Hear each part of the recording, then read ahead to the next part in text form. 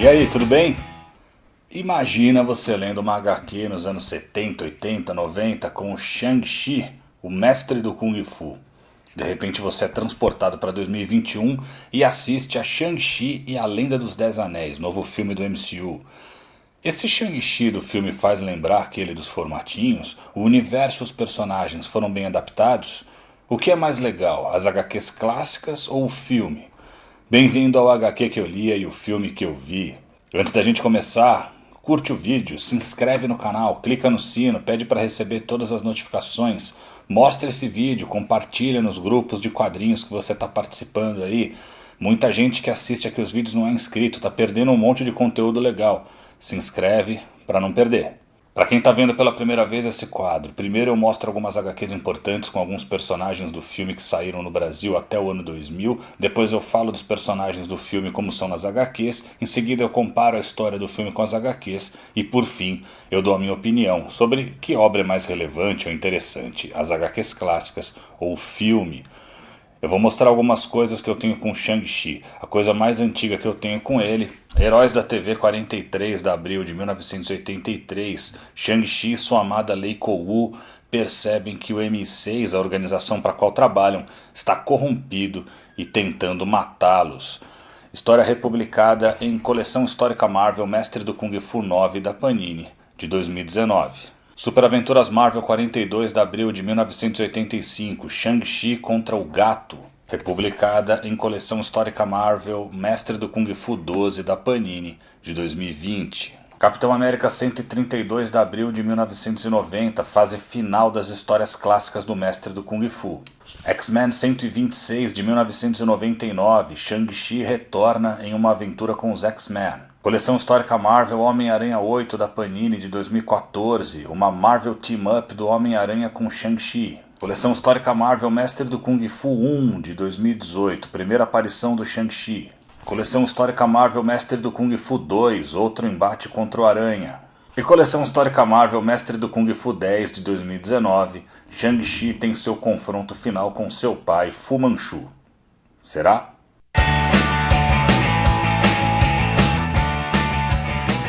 Atenção que vão rolar vários spoilers de Shang-Chi. Fica ligado, hein? Vai rolar spoiler pesado do filme.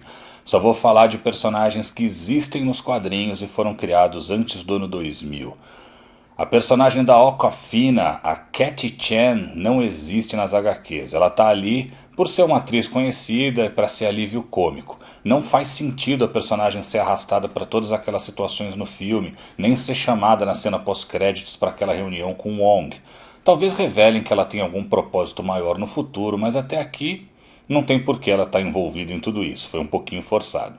A mãe do Shang-Chi no filme, Ying Li, interpretada por Fala Chen, não existe com esse nome nas HQs. A mãe dele nos quadrinhos era uma mulher branca, não nomeada, escolhida por Fu Manchu para gerar seu filho por ter bons genes. A personagem da Michelle Yeoh, a Ying Nan, também não existe nas HQs. Quanto personagem que não existe nas HQs, né? Isso diz muito sobre o filme. Aliás, a Michelle Yeoh já interpreta uma personagem no MCU, a Aleta de Guardiões da Galáxia. Eu não acho legal pegar uma atriz que já está no MCU para interpretar outro personagem sem ligação nenhuma. Já falei sobre o Wong de Benedict Wong no vídeo A HQ que eu lia e o filme que eu vi, Doutor Estranho. Cards aqui, para quem ainda não viu. Sobre o Wong do filme. A função dele na trama é mostrar na cena pós-créditos que existe um mistério sobre a origem dos Dez Anéis que ainda será explicado. Ele aparece em uma cena brigando em uma arena com o Abominável, mas isso não tem muita função na história nem muito sentido. Por que o Abominável estaria ali? Por que ele conhece o Wong? Fica um pouco jogado isso. Já falei sobre o Mandarim nos quadrinhos e o falso Mandarim de Ben Kingsley, o Trevor Slattery, em A HQ que eu lia e o filme que eu vi, Homem de Ferro 3. Sobre o Slattery no filme, Ben Kingsley está de volta. Ele ficou preso em uma masmorra do Mandarim, ao invés de ter sido assassinado como ficou sugerido no curta Todos Saúdem o Rei, de 2014. Kingsley de novo serve como alívio cômico, mas a sua presença é tão desnecessária quanto forçada. O personagem desaparece ali no final da história, a gente nem fica sabendo o que aconteceu com ele, e introduziram uma criatura fantasiosa baseada em uma lenda chinesa, o Undun, que é como um bichinho de estimação dele, mas é uma coisa tão absurda que tira mais a gente ainda da realidade que o filme tenta imprimir. Sobre o verdadeiro mandarim, que nem chama mandarim no filme, o Wen-Wu. Quando disseram que finalmente teríamos o verdadeiro mandarim no cinema, fiquei empolgado, mas esse Wen-Wu não é isso. Como eu disse, ele nem se chama mandarim, até porque dá a entender que mandarim é um nome equivocado, politicamente incorreto. Parece que ele é alguém tão mau e implacável quanto o Mandarim e o Fu Manchu nos quadrinhos, mas no fim é só um cara querendo a mulher de volta e agindo de forma burra, coisa que nem o Mandarim nem o Fu Manchu fariam para conseguir isso. Já falei sobre o abominável de Tim Roth no vídeo A HQ que eu lia e o filme que eu vi, O Incrível Hulk. Sobre o abominável no filme, muito legal ver o personagem finalmente com um visual mais próximo das HQs, com o Tim Roth de volta, que é bem legal, mas fora isso, é uma aparição que só serve como easter egg para fã. A gente não sabe porque ele tá ali, porque conhece o Wong, nada. Já falei sobre o Hulk de Mark Ruffalo no vídeo A HQ que eu li e o filme que eu vi, Thor Ragnarok. Sobre o Hulk no filme. É isso aí, o Mark Ruffalo aparece só como Bruce Banner na cena pós-créditos. Ele aparece como uma espécie de holograma em uma reunião com Wong e Shang-Chi para explicar que não se sabe qual é a procedência dos 10 Anéis. O curioso é que ele aparece usando uma tipóia no braço, uma referência aos ferimentos que sofreu em Ultimato, e ele está na sua forma humana, ou seja, aparentemente abandonou a forma de Hulk inteligente o tempo todo. E já falei sobre a Capitã Marvel de Brie Larson no vídeo HQ que eu lia e o filme que eu vi, Capitã Marvel. Sobre a Carol Danvers no filme, também aparece nessa cena pós-créditos para dizer que os 10 Anéis não são de nenhuma origem alienígena da qual ela tenha ciência. Importante dizer que nos quadrinhos os 10 Anéis são sim de origem alienígena. E tem uma coisa curiosa que até foi a minha mulher que pegou. Ela diz que o Hulk tem o telefone dela e depois ele diz que não tem, que é mentira. Seria isso uma piada interna com a lenda que diz que os atores do MCU têm um grupo de WhatsApp e que a Brie Larson não está nele? Shang-Chi.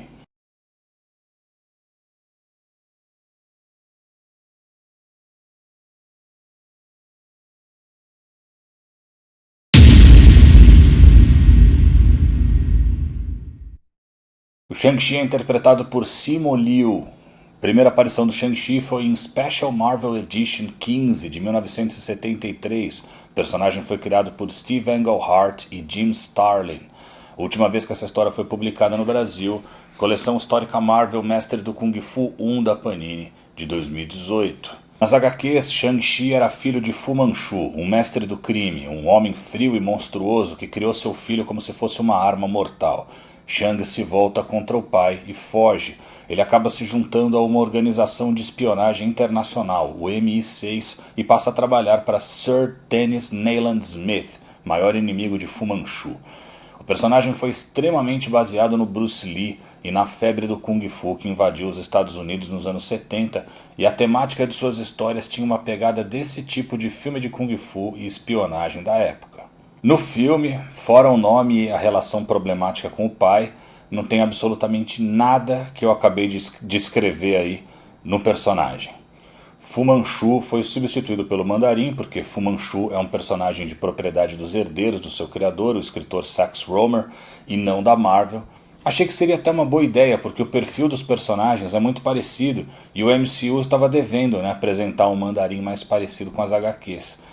Mas com o Mandarim veio a questão dos 10 Anéis, que não tinha relação com o Shang-Chi nas HQs clássicas, e veio também uma pegada hiper fantasiosa que não tem a ver com a pegada das histórias antigas, que eram histórias de espionagem e Kung Fu, mais pé no chão, mais sobre artes marciais e menos sobre animais fantasiosos, realidades paralelas e monstros.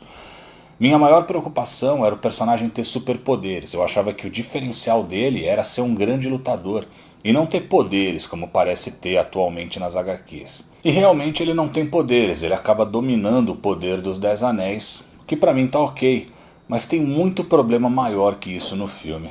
Eu já falo mais disso. O Simu Liu é um bom ator, é um bom Shang-Chi pro MCU. As coisas que me incomodaram são outras. A irmã de Shang-Chi, Xu Xialing, personagem de Menger Zhang, também não existe nas HQs, mas é baseada na personagem Fa Lo Sui, que também é propriedade de Sax Rohmer e não pode ser usada.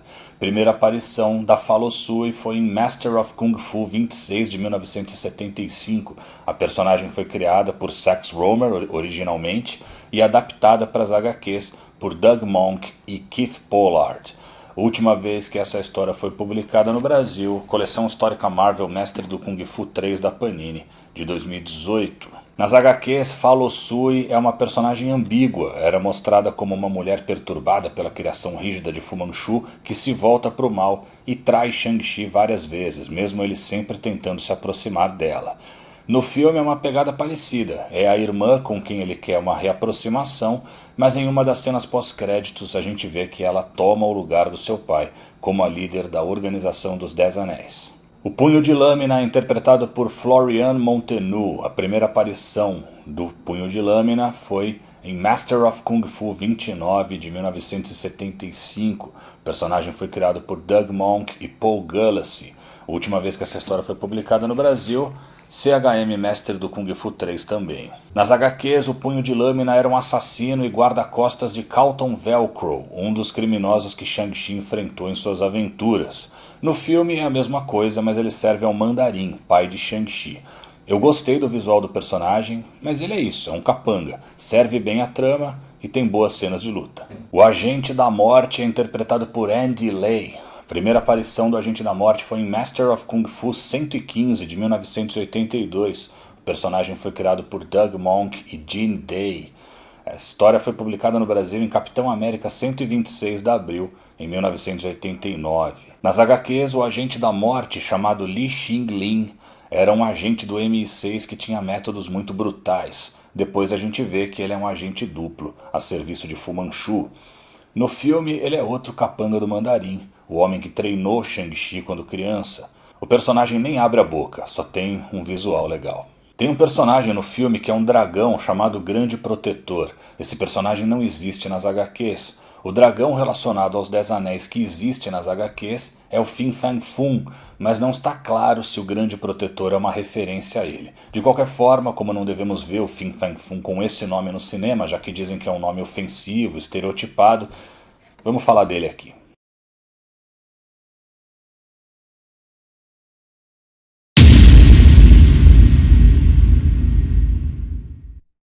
O Grande Protetor não é interpretado por nenhum ator específico. A primeira aparição do Fin Fang Foom foi em Strange Tales 89 de 1961. O personagem foi criado por Stan Lee e Jack Kirby e essa história está inédita no Brasil. Nas HQs, Fin Fang Foom aparece pela primeira vez um pouco antes de ter início o universo Marvel com Fantastic Four 1. É um personagem da fase em que a Marvel só publicava na maioria HQs de monstros. Depois ele é introduzido na cronologia do universo Marvel como um vilão do Homem de Ferro, um dragão alienígena da raça que trouxe os Dez Anéis para a Terra e que depois são roubados pelo Mandarim. No filme, o Grande Protetor não é um vilão, e sim uma criatura do bem que ajuda Shang-Chi e o povo de Ta Lo a derrotar os demônios libertados por Wen Wu. O dragão é mais parecido com o tradicional dragão chinês do que com o dragão da mitologia ocidental, como o Fin Fang Foom. O Dweller in Darkness é o grande vilão do filme. Eu não sei se esse personagem tem nome oficial aqui no Brasil e não lembro como chamaram no filme. A tradução literal seria algo como Habitante da Escuridão. Ele não é interpretado por nenhum ator específico. A primeira aparição do Dweller in Darkness, ele aparece nas sombras em Thor 229 de 1974 e a gente vê a sua aparência total em Doctor Strange 30 de 1978. Ele foi criado por Jerry Conway, Rich Buckler, Roger Stern e Tom Sutton. Tanto a Thor 229 quanto a Doctor Strange 30 estão inéditas no Brasil. Nas HQs, o Dweller in Darkness é um demônio gerado por Cthulhu, vindo da mesma dimensão do vilão Pesadelo. Ele se alimenta do medo das criaturas vivas. No filme, é um demônio na forma de uma espécie de dragão que há muito tempo tinha invadido o vilarejo de Ta Lo e que é libertado novamente pelo Mandarim. Ele é destruído por Shang-Chi com a ajuda de sua amiga Katie. É interessante ver mais criaturas demoníacas sendo trazidas ou referenciadas no MCU. Vamos ver o que vem por aí.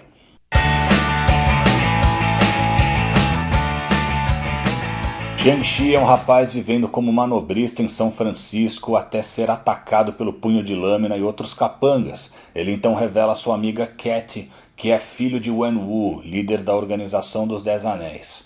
Ele e sua irmã, Xu Xialing, são levados à presença de Wen-Wu, que quer sua ajuda para resgatar a alma perdida de sua esposa, mãe dos irmãos.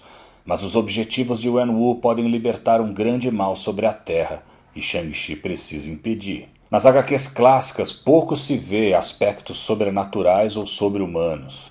As histórias de Shang-Chi, o mestre do Kung Fu, eram sobre artes marciais, espionagem, traições, triângulos amorosos. Nada disso se vê no filme, à exceção das lutas corporais, mas é uma história fantasiosa ao extremo, tão fantasiosa que até para o padrão Marvel fica difícil de embarcar, de acreditar na realidade de tudo que se vê ali. O principal elenco de apoio de Shang-Chi nos quadrinhos é composto por Blackjack Tarr, um brutamontes de bom coração, guarda-costas de Sir Dennis Nayland Smith e companheiro de Chi em várias aventuras, Leiko Wu, o grande amor de Chi, também agente do MI6, e Clive Reston, um agente cujo pai seria James Bond e o tio-avô Sherlock Holmes, que acaba se envolvendo em um triângulo amoroso com Chi e Leiko Wu. Nenhum deles está no filme. Outros personagens importantes como Fu Manchu, Sir Nayland, Dr. Petrie e Fa Lo Sui não podem ser usados por não serem propriedade da Marvel. No filme não fica explicado qual é a origem dos Dez Anéis, é um mistério que será resolvido mais à frente no MCU. Nas HQs, o Mandarim encontra os anéis nos destroços de uma nave alienígena da raça Makluan, que tinha caído na Terra. Essa raça alienígena tem a forma de grandes dragões, é a raça do Fin Fang Foom. Nas HQs, os anéis têm o tamanho ideal para serem usados em dedos humanos. No filme são como argolas usadas nos braços. Eu achei que seria assim por serem anéis feitos para o dedo de dragões, mas não é dito no filme que eles vêm da raça Makluan. Carol Danvers diz que não é de nenhuma raça alienígena que ela conheça e que os anéis estão emitindo um sinal, mas não fica claro para quê. No filme, todos os anéis são iguais e têm o mesmo poder, são disparados contra os inimigos, se mexem conforme seu portador ordena e emitem energia. Nas HQs, cada anel tinha um poder específico. Os poderes dos anéis são rearranjar energia, raio de impacto, raio de vórtex, raio de desintegração, luz negra, luz branca, rajada de chamas, intensificador mental, rajada elétrica e raio de gelo. O vilarejo de Ta Lo existe nos quadrinhos. Ele apareceu pela primeira vez em Thor 301 de 1980. Foi criado por Mark Greenwald, Ralph Macchio e Keith Pollard. Essa história está inédita no Brasil. Ta Lo nas HQs era uma realidade oriental habitada por deuses da raça Xi'an, que é visitada por Thor. Todas as criaturas que aparecem na Ta Lo do filme são baseadas em mitologia chinesa. O local em que Shang-Chi enfrenta sua irmã e o Abominável enfrenta Wong se chama Adaga Dourada. Nas HQs, a Adaga Dourada é uma organização que Shang-Chi precisa derrubar, liderada por sua irmã, Fa Lo Sui. No filme a gente vê que a dona da Adaga Dourada também é a irmã de Shang-Chi, Xu Xialing. A Adaga Dourada aparece pela primeira vez nas HQs em Master of Kung Fu 44, de 1976. Última vez que essa história foi publicada no Brasil. Coleção Histórica Marvel Mestre do Kung Fu 5 da Panini, de 2018. As HQs do Mestre do Kung Fu deveriam ser uma adaptação da série Kung Fu, estrelada por David Carradine, mas a Marvel não conseguiu os direitos, por ser de uma companhia vinculada à Warner, que tinha os direitos sobre a DC Comics. Então a Marvel procurou outros personagens para adaptar relacionados a Kung Fu, e acabou chegando no Fu Manchu, de Sax Rohmer. Wen-Wu diz que Mandarim foi um nome usado de forma errada pelas pessoas envolvidas na farsa de Trevor's Ladder e se passando por ele em Homem de Ferro 3, mas ele diz que já foi chamado de muitos nomes, inclusive Mestre Khan. Mestre Khan é um personagem que existe nos quadrinhos, era um feiticeiro maligno de Kunlun, a cidade onde o Punho de Ferro foi treinado. Mestre Khan, outro personagem oriental estereotipado, apareceu pela primeira vez em Strange Tales 77 de 1960, também na fase pré-universo Marvel. Foi criado por Stan Lee e Steve Ditko. Essa história está inédita no Brasil.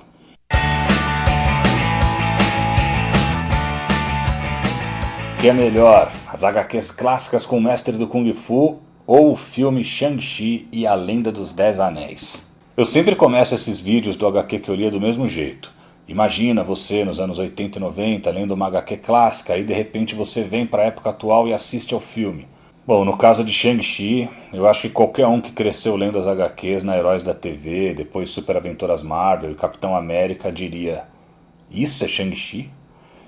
Eu não sou um cara purista, eu acho legais algumas adaptações, até porque a gente fala aqui de personagens às vezes criados há uns 40 anos ou mais. É preciso atualizar conceitos, visuais e outros aspectos do material original para ele conversar com a audiência de hoje. Não tem nenhum problema com isso. Mas no caso de Shang-Chi, eles jogaram fora tudo que caracterizava o personagem nos anos 70 e 80. Não usaram nem a ambientação das histórias, nem o elenco de apoio, nem homenagearam os filmes de Kung Fu dos anos 70, ou seja, não usaram a essência do universo do personagem. O que caracteriza uma adaptação? Para mim é pegar um material e com base nele dar uma nova interpretação para isso em outra mídia. Esse filme não faz isso. Shang-Chi era um personagem mais pé no chão, um lutador de rua, um agente secreto. Nesse filme tem uma hora que parece que a gente tomou um ácido. São criaturas mitológicas, monstros, demônios. Eu esperava ver em Shang-Chi outra esquina do MCU em que a gente teria um herói que luta tão bem que não precisa de superpoderes. Um cara urbano que se destacaria tanto que acabaria se unindo aos Vingadores. Mas eles construíram um negócio tão fantasioso que até para o universo Marvel ficou over. Eu sempre costumava dizer que não dava para julgar os filmes do MCU só pelos trailers e rumores, que no final eles não decepcionavam. Mas esse ano até agora, essa já é a segunda decepção que eu tenho com filmes do MCU. Viúva Negra deixou muito a desejar e agora Shang-Chi entregou uma coisa aí que é tudo menos Mestre do Kung Fu. Eu entendo a galera que está adorando o filme, principalmente a que nunca leu uma HQ do personagem na vida. Aí ok, viu um filme de ação e fantasia, legal. Mas quem sabe o que era Shang-Chi nos quadrinhos e gostou, aí eu tenho mais dificuldade em entender. E pessoal, eu entendo que tem que agradar o público chinês, a audiência atual, se desfazer dos estereótipos do passado. Sim, tem que fazer tudo isso. Mas dava para fazer tudo isso usando o material original. Eu sempre uso o termo aqui, né, nos vídeos que eu faço, reverente ao material fonte. Pois é, aqui nem usaram o material fonte. Eu nunca curti muito as histórias do Shang-Chi quando eu era moleque. Eu gosto de super-herói e o Shang-Chi não era um carinha de kimono vermelho lutando. As histórias quase nunca se relacionavam com o resto do universo Marvel. Hoje eu aprendi a gostar, entendi o contexto da época, a explosão do Kung Fu nos anos 70, mas eu ainda prefiro o gênero mais super-herói. Mas eu também sempre digo que eu escolho o filme aqui nesses vídeos quando pegam o material fonte e elevam a outro nível. Aqui jogaram fora o material fonte. Shang-Chi e a Lenda dos 10 Anéis têm ótimas cenas de ação, tem momentos divertidos, mas não usar nada do material original, para mim é um desrespeito com os criadores do personagem e os fãs. Eu fico com as HQs. Valeu por ter assistido. Algumas HQs que eu mencionei nesse vídeo estão à venda na Amazon. Eu deixei os links aqui na descrição. Compra pelo meu link que você ajuda o canal. Toda sexta-feira, 8 horas da noite, tem ZDD Podcast ao vivo no canal Nerd Fusão. Eu, André e Moisés falando sobre vários assuntos da cultura pop. Não perde. Por hoje é só. Nas próximas semanas... Semana que vem, no Tudo Que Você Precisa Saber, eu fiz uma enquete para ver se a galera queria mesmo um vídeo sobre um top 5 das melhores histórias de What If, ou se preferia um vídeo sobre o filme novo do Aranha, Homem-Aranha Sem Volta para Casa, e a sua relação com as HQs. Com 72% dos votos, a galera escolheu What If. Eu acho que só aqui o What If ganha de lavada do Homem-Aranha. Então é isso, minha lista com os 5 melhores What If clássicos de todos os tempos, semana que vem. Depois, rivais Batman, assistindo a HQ Tropa Alpha e, em breve, a HQ que eu lia e o filme que eu vi, What If, a série do MCU, e a comparação com as histórias de o que aconteceria ser clássicas. Até lá!